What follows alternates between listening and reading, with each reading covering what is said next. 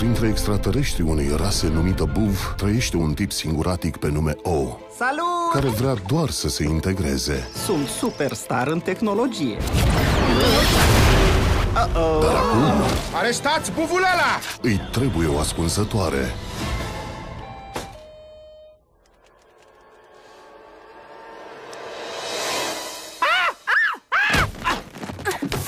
Pot să ies în afară acum? Nu? Dar pot! Tu trebuit doar să dai bucată lemn la o parte. Din martie, Prietenii îmi spun tip. Eu sunt O. O? Eu primit numele ăsta de la mulții mei prieteni. Neața! Bună băieți! Salut! de la DreamWorks Animation, Ce ai făcut mașinii mele? Trebuie să plutit mai bine acum.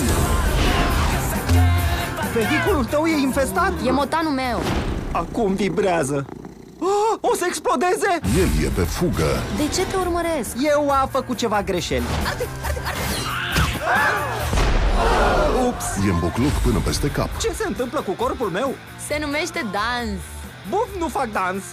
Îmi dau seama. În cât timp mă va distruge? Și caută un loc de prăbușire.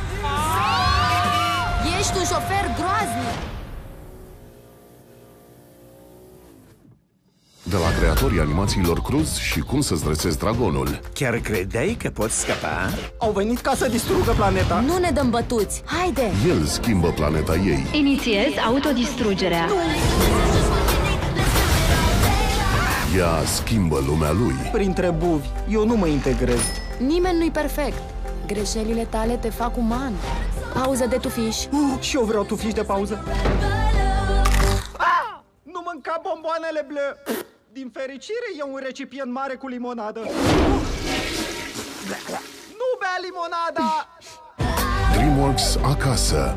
Shake that thing, miss. Can I shake that thing, miss? Annabella, shake that thing, yeah. Donna, get jiggy, get drunk up, percolate anything you want, forgot it, oscillate if I don't take pity.